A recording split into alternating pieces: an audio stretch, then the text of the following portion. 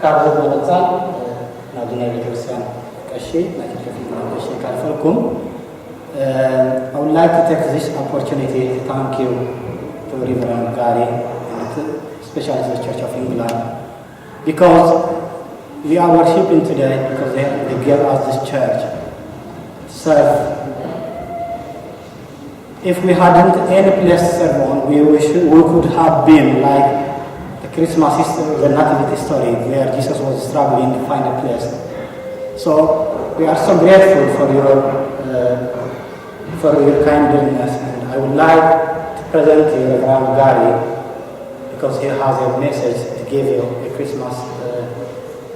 Christmas message. So I would like to please interact.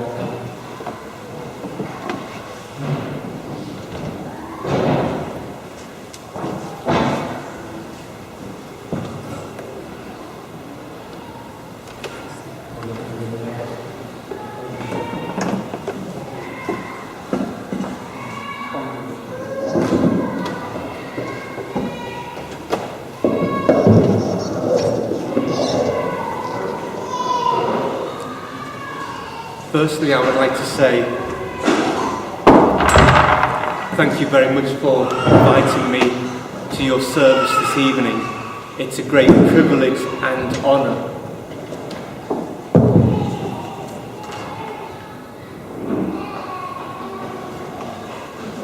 I hope I don't have to repeat everything I say.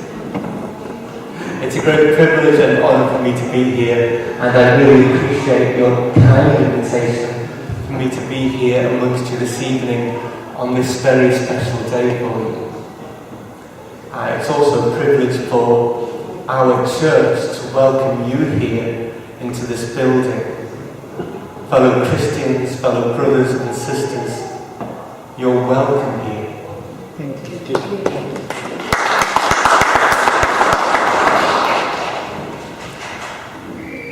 I have to say that I don't think I've been quite so nervous about standing in front of a congregation before and preaching.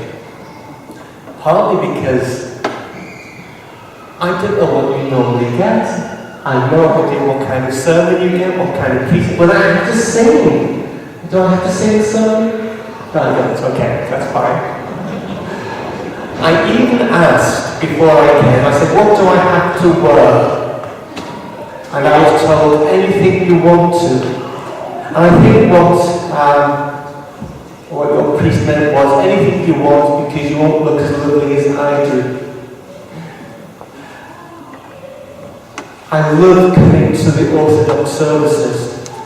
I've been to Coptic services, I've been to Orthodox services from Russia, and they have a very similar feel to them. They're very beautiful. I love the incense. I love the singing. I never understand anything, but I enjoy the feeling of them, the atmosphere. It reminds me of something of the otherness of God, something of the not understanding completely God. It's important for me to be reminded of that when I think that I understand God completely, and actually I know I don't.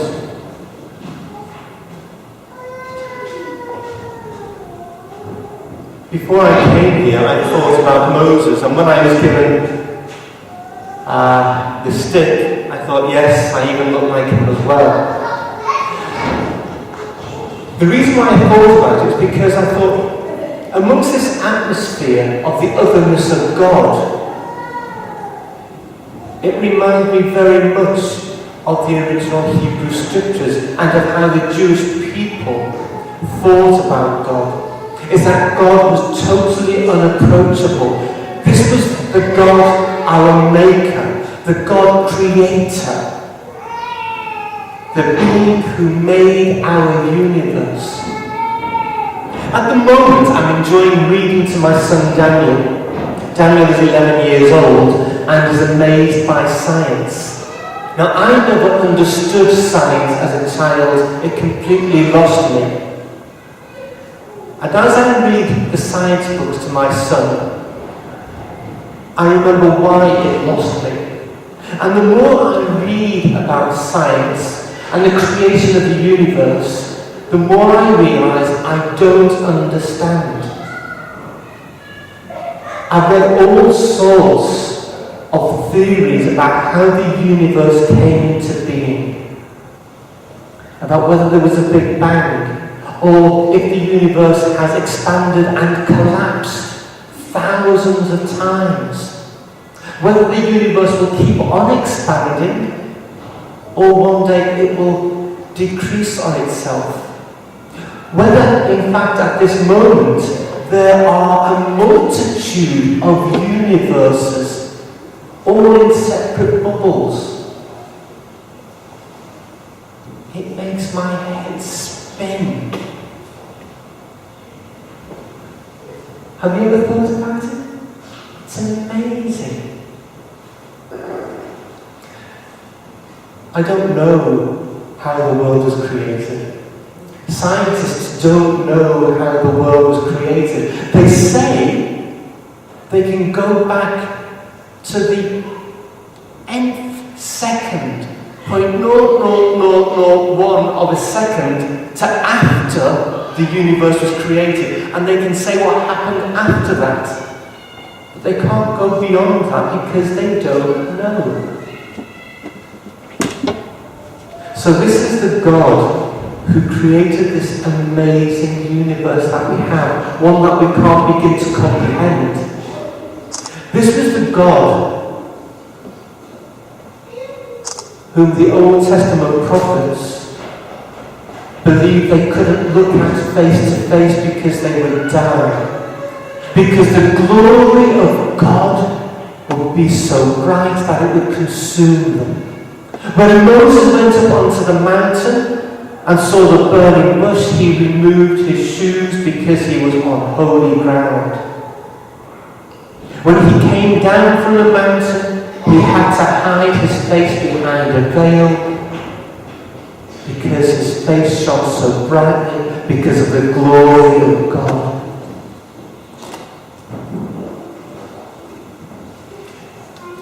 This was the God who was more powerful than all the gods around, who could show power by beating all the other gods.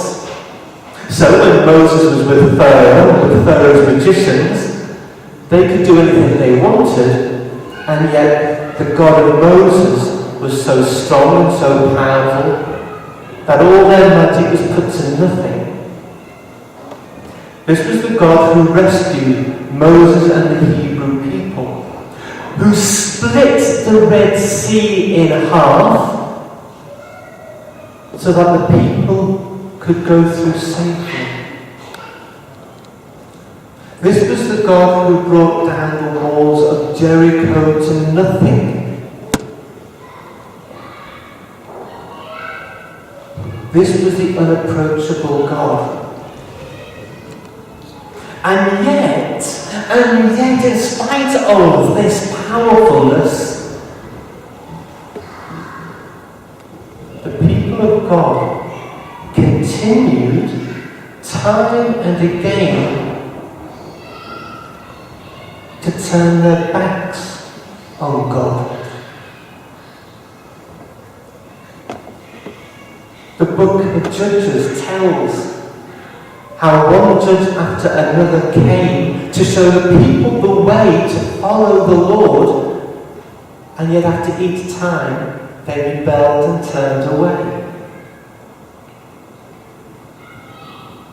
It's a story told throughout the Hebrew Scriptures. If you're God, what do? You've shown how powerful you are. You've had your story about how you created the universe told and retold in stories. You've had it written down. You've shown your people how immense you are. And yet still, your people turn away. What do?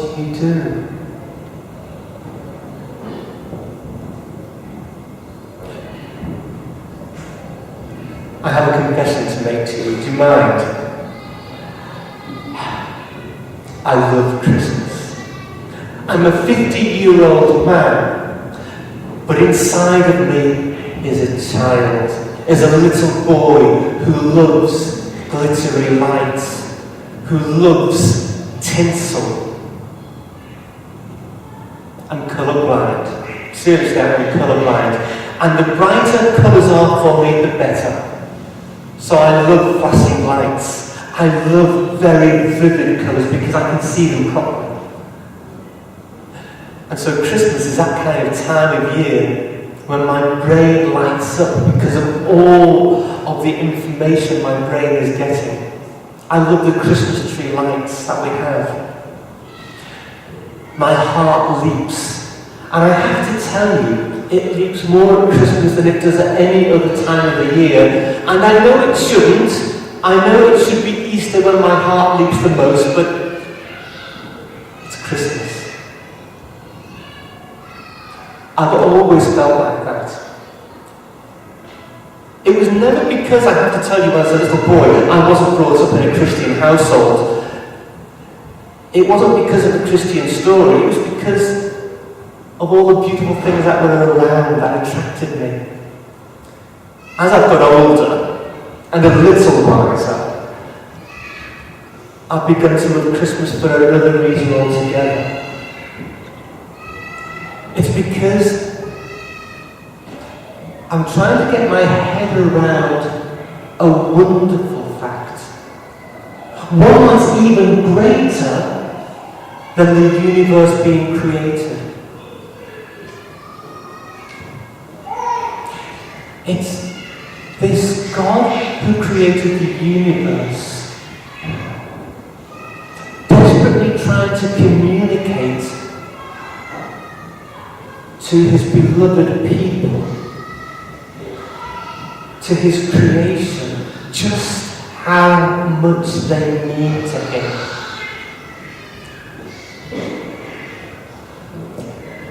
You would think, wouldn't you, that God might choose a powerful nation. I mean, today if God were to come down, surely he would choose the United States of America to make his presence known.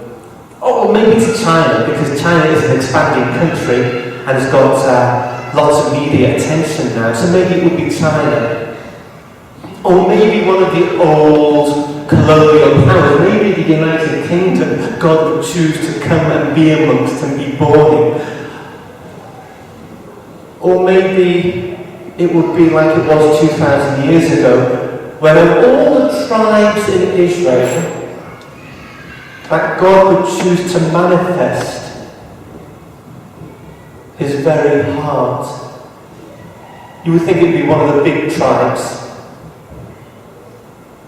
But it wasn't. It was to the smallest tribe. I wonder which country God would choose now. Maybe Eritrean. It's a small country. You don't mind me saying that, I hope. Fairly recently got its independence from a larger country. There's not much attention focused upon it in terms of world news. Maybe, just maybe, that's where God would be manifest. I don't know. And which people amongst the Eritreans do we think that God will manifest himself? Maybe amongst the priestly family. What do you think? But God didn't choose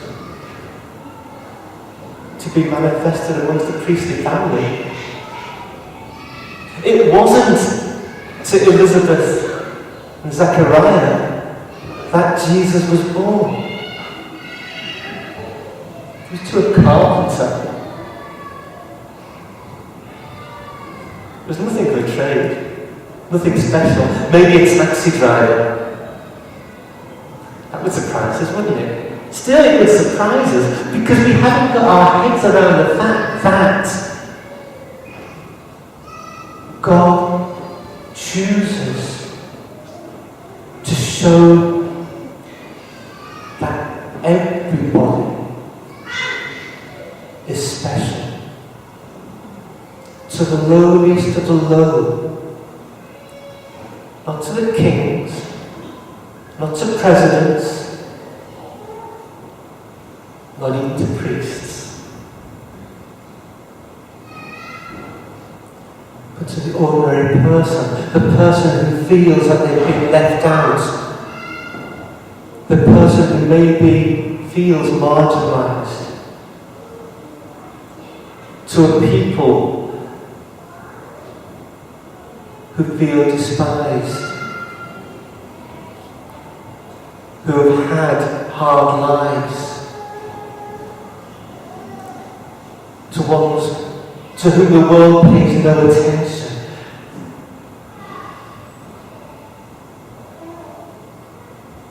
It gives me great hope. It gives me hope that there God manifests totally and absolutely amongst all people.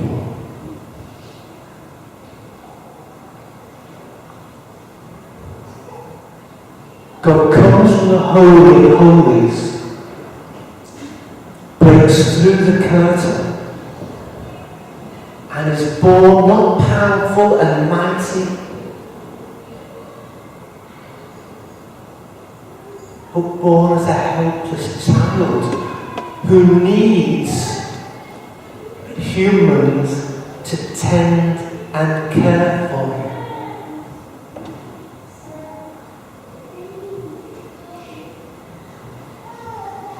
Somebody said that humanity's problem is not that we are too weak, but that we are more powerful than we can comprehend. God put himself in our hands.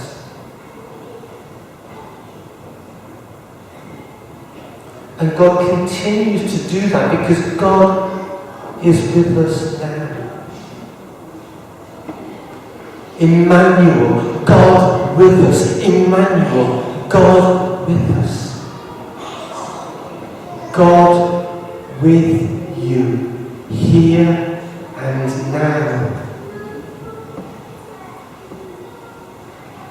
God chose to create you a people.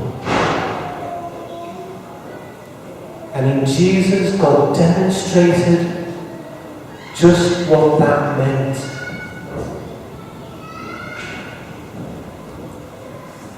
I may be stunned at the immensity of God creating this universe, the intricacies of it, the powerfulness of it. But more wonderful still is the fact that God chose to be born amongst us. Helpless, afraid, crying, and needing us.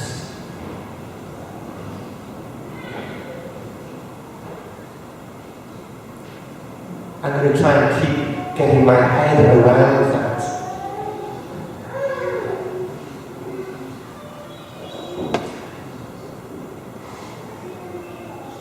I want to wish you a very happy Christmas. Thank you. Emmanuel, God with us. God be with you this Christmas and beyond. Amen.